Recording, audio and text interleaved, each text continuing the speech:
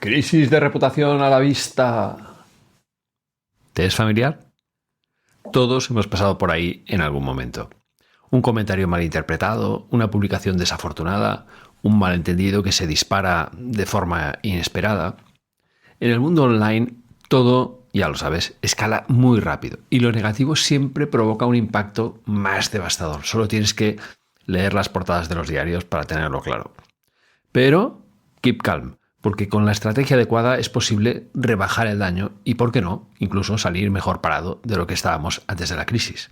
Así que hoy, en el episodio 199, trato de identificar, gestionar y comunicar una crisis de reputación personal.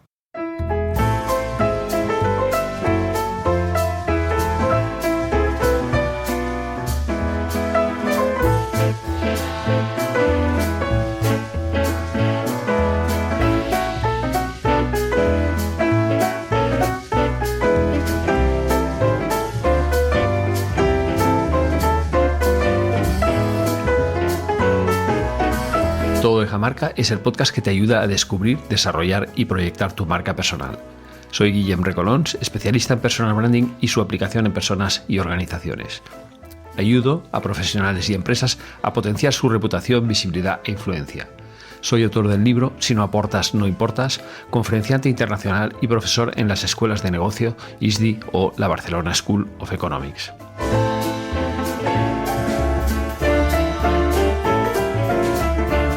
¿Cómo identificamos una crisis de reputación personal? Bueno, para empezar necesitamos aprender a reconocer las señales de alarma antes de que la situación se nos vaya de las manos.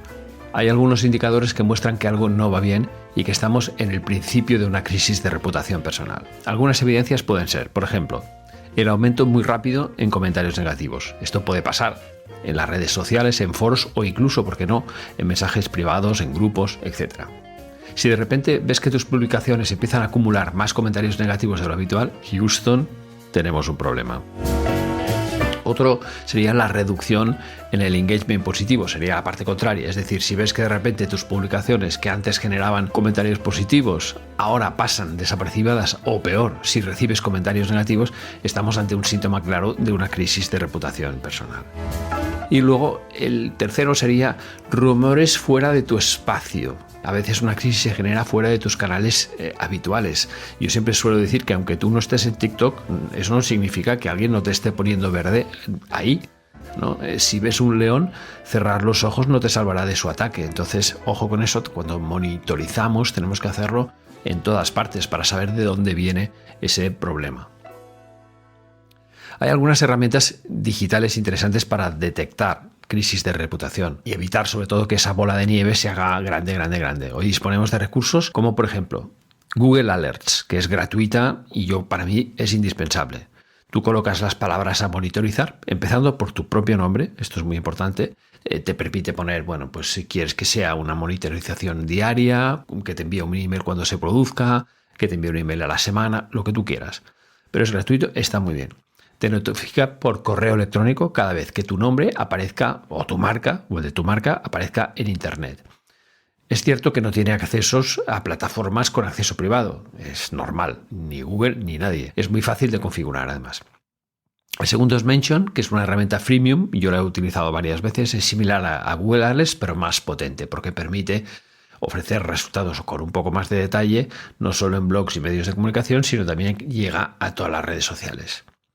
Luego está tanto Hootsuite como Buffer, que son herramientas que se han creado originalmente para programar publicaciones, igual que Metricool, por ejemplo, que permiten también hacer seguimiento de menciones, hashtags y comentarios en tiempo real. Las dos son freemium. Quiero decirte que es posible que te cueste mucho encontrar una versión puramente gratuita. Antes sí que era fácil, pero ahora ya sabes que estas herramientas siempre se las ingenian para que acabes pagando. Y una que sí es de pago y está más pensada para empresas grandes es Brandwatch. Si te lo puedes permitir, es una pasada, es una de las herramientas mejores de seguimiento. Ojo, esta quizá está más pensada para empresas grandes, si te lo puedes permitir. Claro, el coste aquí es un poco más grande, ¿no? Y al final creo que con un uso combinado entre Google Alerts y Mention, por ejemplo, puedes evitar escenarios de aquellos que no tienen retorno.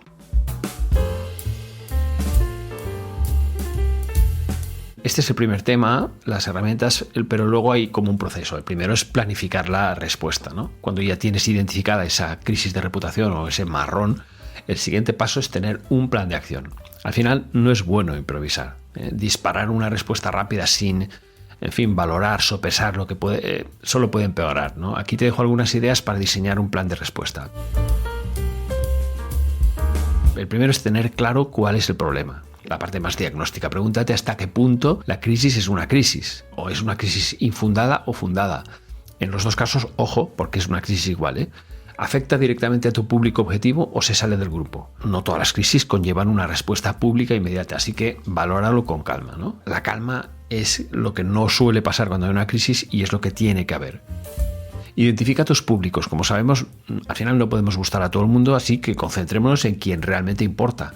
Clientes, colaboradores, aliados, estratégicos, etc. Quizás son los que pueden verse afectados más y quienes necesitan escuchar tu versión de lo que ha pasado. Busca un tono afín. La respuesta al final tiene que ir de la mano de tu marca personal. Si siempre te has proyectado como una persona cercana y transparente, mantener ese tono es coherente. Ante todo, honestidad, ¿no? Y si has cometido un error, por favor, explícalo, reconócelo. Y también si es un malentendido. Y prepara un plan. En el caso de que la bola de nieve se vaya haciendo grande, procura tener un plan B. Eso significa responder preguntas frecuentes, preparar un comunicado más detallado o, si es necesario, contratar a especialistas en gestión de crisis. Luego viene la fase de comunicación de respuesta, una vez has definido el problema y el plan de acción, que es el momento ya de salir, ¿no?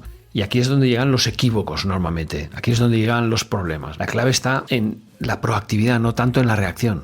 Mucha gente se centra mucho en la reacción, por tanto lo haces en caliente y lo haces mal, cuando lo que tienes que ir es un poquito por delante de la crisis. Entonces, para transmitir mejor, procura lo siguiente. Primero, sé rápido pero no precoz. Es decir, responde las primeras 24 horas, eso sí, siempre, eso es perfecto, pero sin prisa. Tómate el tiempo que haga falta para entender la situación. La información sobre la situación es clave. Segundo, admite el error. ¡Carajo!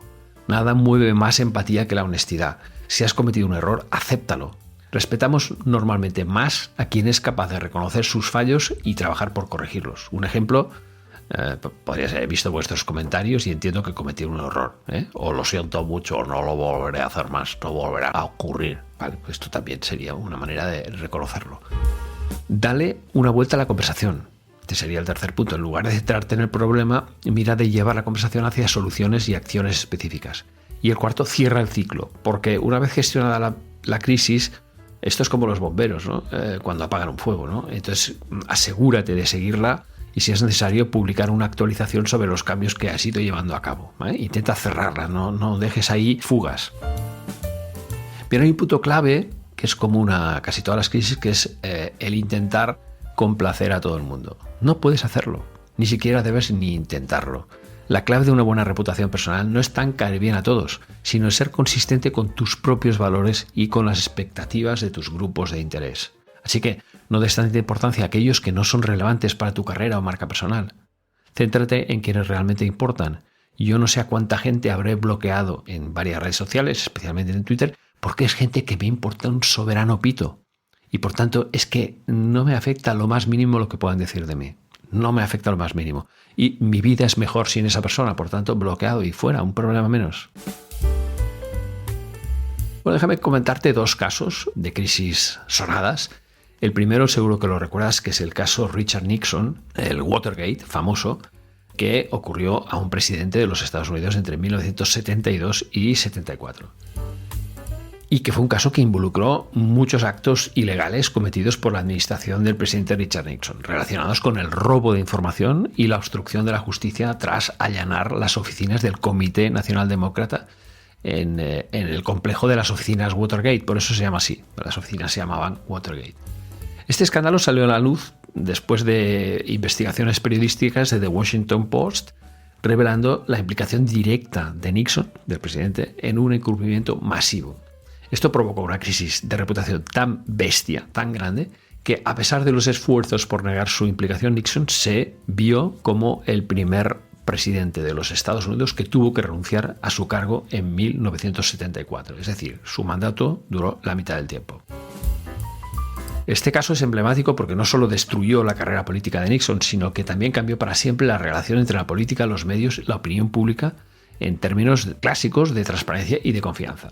Así que es un buen ejemplo de cómo una mala gestión de crisis, en este caso, con encubrimiento y negación, puede agravar más todavía el problema de la reputación. ¿Qué errores de comunicación cometió Richard Nixon? Bueno, pues hubo muchos, ¿no?, durante este Watergate. El primero, negación inicial de los hechos. Cuando surgieron las primeras acusaciones sobre la vinculación de su equipo, el equipo de Nixon, en el allanamiento de las oficinas del Partido Demócrata, Nixon negó cualquier conocimiento o implicación. En vez de abordar el problema con transparencia desde el principio, optó por ocultar la información y minimizar la gravedad. Esta falta de honestidad, pues claro, generó muchas dudas en el público y en los medios. El segundo fue el encubrimiento deliberado.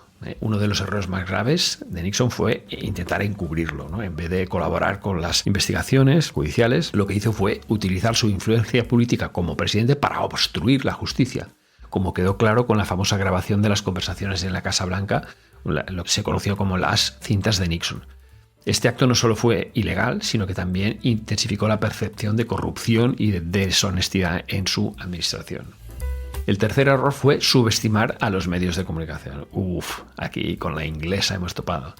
Nixon y su equipo subestimaron la capacidad de los medios, en particular la investigación periodística de The Washington Post, un diario, por cierto, de un gran prestigio, para descubrir la verdad.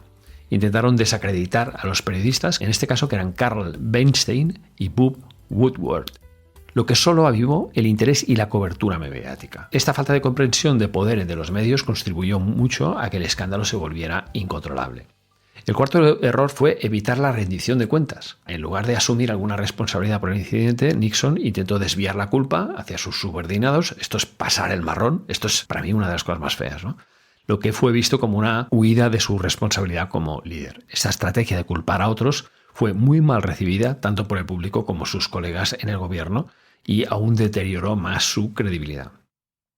Luego también, quinto error, hubo muchos, comunicarse de manera tardía y defensiva. Esta es una cosa que también suele pasar en las crisis de reputación. Cuando al final decidió dirigirse al público, lo hizo de manera defensiva y reactiva, negando enfáticamente cualquier mal actuar sin ofrecer explicaciones claras. Su famosa declaración cuando dijo "no soy un delincuente, I'm not a crook", en una conferencia de prensa del 73 fue vista como insuficiente y careció de un tono de arrepentimiento, ¿no?, de asumir la responsabilidad, lo que todavía cabreó más al público y a sus propios aliados. El sexto fue la falta de transparencia. Durante muchos meses Nixon se resistió a entregar las grabaciones secretas que contenían las pruebas incriminatorias sobre su conocimiento y participación. Y esta falta de transparencia provocó la crisis, no la provocó, la prolongó y dejó la impresión de que estaba ocultando más de lo que estaba dispuesto a revelar. El séptimo fue no medir el daño a su reputación. O sea, Nixon parecía convencido de que podía controlar el daño con su poder político y su negativa a colaborar, sin darse cuenta del profundo impacto que este escándalo estaba teniendo en su reputación personal y en la confianza de los ciudadanos hacia su administración. Al no gestionar adecuadamente la comunicación durante la crisis, permitió que el daño creciera hasta ser completamente irreversible. Y el octavo fue la desconexión con la opinión pública. Otra vez, con la Iglesia hemos topado. Y Nixon no supo entender el impacto emocional que un escándalo así pudo tener en la gente. El encubrimiento fue visto como una traición, ojo, palabra grave, a la confianza pública, y su insistencia en negar sin mostrar empatía o remordimiento lo hizo parecer un tío insensible, frío y, entre tú y yo, bastante gilipollas hacia la gente. El resultado, pues bueno, fue desastroso, ya que sus negaciones, el encubrimiento, la falta de responsabilidad no solo lo llevaron a la pérdida de la presidencia, sino también a un daño irreparable hacia su reputación. Así que Watergate sigue siendo un ejemplo clásico de cómo no gestionar una crisis de reputación personal y política. No hubo ni un solo acierto en este caso. Y ahora déjame hablarte de otro, que es el caso español de Iñaki Urdangarín, yerno de los reyes de España, que te quiero comentar. La verdad es que estoy escuchando el podcast X-Ray, el podcast de Spotify dirigido por Álvaro de Cózar y producido por Tony Garrido, que trata de resolver las incógnitas que todavía están en la penumbra sobre el reinado de Juan Carlos I. Y es una maravilla, me ha tenido enganchado toda la semana, está muy bien producido y la verdad es que te lo aconsejo mucho. Entonces, para quien quiera refrescar conceptos, Iñaki Urdangarín, esposo de la infanta Cristina de Borbón, hija del rey, estuvo en el centro de uno de los mayores escándalos de la monarquía española. fue acusado de malversación de fondos públicos a través de un instituto llamado NOS, que generó una crisis de reputación personal que se contagió a toda la familia real. Urdangarín fue condenado a prisión y el escándalo dañó gravemente la imagen pública de la monarquía española, llevando a la infanta Cristina incluso a ser juzgada y apartada de las funciones oficiales de la familia real. La gestión de la crisis por parte de la familia real, que intentó distanciarse, fue clave en la mitigación del daño. En este caso hubo errores, pero también hubo aciertos. ¿Los errores cuáles fueron? Reacción tardía. Este es un clásico de ayer y hoy. Y falta de contundencia. Al principio del escándalo, la Casa Real tardó mucho en reaccionar y no fue contundente en tomar medidas drásticas e inmediatas contra Urdangarín. Esto dio la sensación de que se intentaba proteger al personaje, lo que alimentó la percepción de que la familia real no estaba dispuesta a asumir su responsabilidad o a colaborar con la justicia. Este retraso le hizo mucho daño a la credibilidad de la Casa Real. También la falta de una disculpa pública o un reconocimiento claro del problema. O sea, no hubo ningún momento con un mensaje claro o una disculpa pública por parte de la Casa Real sobre el escándalo. Una declaración firme del reconocimiento del daño que en este caso había causado a la monarquía y a la confianza del público podría haber ayudado a mitigar ese impacto. Otro fue la gestión deficiente en el caso de la infanta Cristina. La Casa Real intentó minimizar el impacto del caso sobre la infanta Cristina, que familia Borbón, digamos, ¿no? Incluso defendiendo públicamente su inocencia durante mucho tiempo. Y esta postura fue vista por muchos como un intento de blindarla frente a las investigaciones, lo que generó todavía más críticas. Y cuando finalmente fue imputada y juzgada, el daño a la reputación ya estaba hecho. Y las acciones de la Casa Real fueron vistas como chapuceras directamente. También como error, percepción de desconexión con la realidad social. Este caso ocurrió en un contexto de crisis económica en España, donde los ciudadanos estaban teniendo muchos problemas y la percepción de que los miembros de la familia real estaban involucrados en casos de corrupción mientras el país sufría una fuerte crisis dañó muy gravemente la imagen de esta Casa Real, que no supo comunicar de manera clara un mensaje de cercanía o de empatía con la situación del país, ¿no? Luego también impacto en la legitimidad de la monarquía. El hecho de que este escándalo involucrara a un miembro de la familia real afectó a la legitimidad. Se hicieron unas encuestas sobre la aceptación de la monarquía a raíz de esto y de otros escándalos del rey Juan Carlos, del ex rey, etc. Y parece que la población española votó que estaba más de acuerdo con una república que con una monarquía. Con lo cual, imaginaros la gravedad de un caso de este tipo, ¿no? ¿Hubo aciertos? Sí. Por ejemplo, un distanciamiento progresivo hacia Urdangarín fue uno de los mayores aciertos. Le dejaron un marrón a este señor también, pero bueno, fue el culpable, fue el detonador. Aunque al principio fue criticado por ser lento, la Casa Real finalmente decidió apartarlo de las actividades oficiales y desvincularlo de las responsabilidades de representación. En este movimiento ayudó a proteger un poco más la imagen de la monarquía.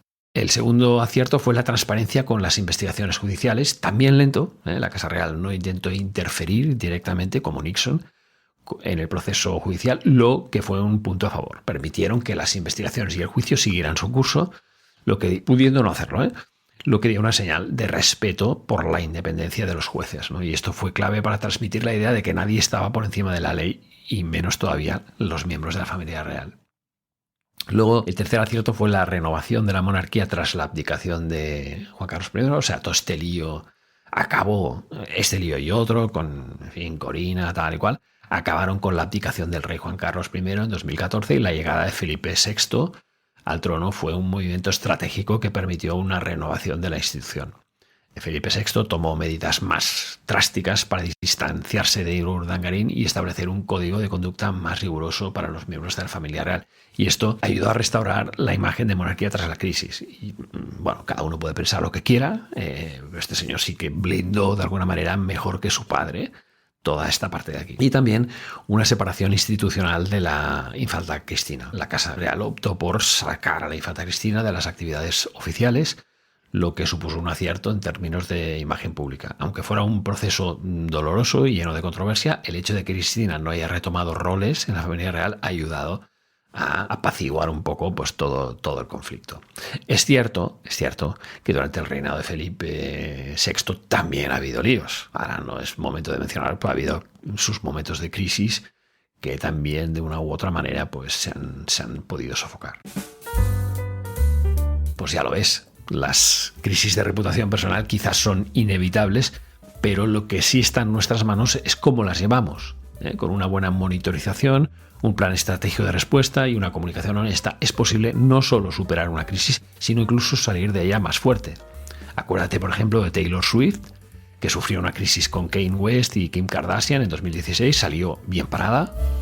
Otros casos más dudosos, como el de Mark Zuckerberg, en el caso Cambridge Analytica, de manipulación de datos y uso indebido de usuarios de Facebook para influir en elecciones políticas, donde yo creo que el mundo perdió, o por lo menos una parte importante del mundo, perdió la credibilidad hacia Zuckerberg. Espero que te haya gustado este episodio 199 de Todo Deja Marca sobre la gestión de crisis de reputación personal, en que he incluido un par de ejemplos de mala gestión y sus causas. Si quieres saber más sobre personal branding, te invito a visitar mi página web guillemrecolons.com, donde encontrarás entrevistas, artículos, cursos y más, y desde donde podrás contratar conferencias, formación o consultoría. También puedes seguir mi newsletter de curación de contenidos en LinkedIn llamada Todo Deja Marca y tú, donde cada martes publico lo mejor de la semana en personal branding de cualquier rincón del mundo. También puedes seguirme en LinkedIn, Instagram, TikTok o Twittex, donde comparto contenidos sobre personal branding y su aplicación en personas y organizaciones. Te invito a suscribirte al podcast desde plataformas como iVoox, Spotify, Apple Podcasts, Amazon Music, YouTube, Pocket Cast o la que utilices, y a compartir el episodio si te ha gustado. Estaré cada fin de semana contigo. Un fuerte abrazo.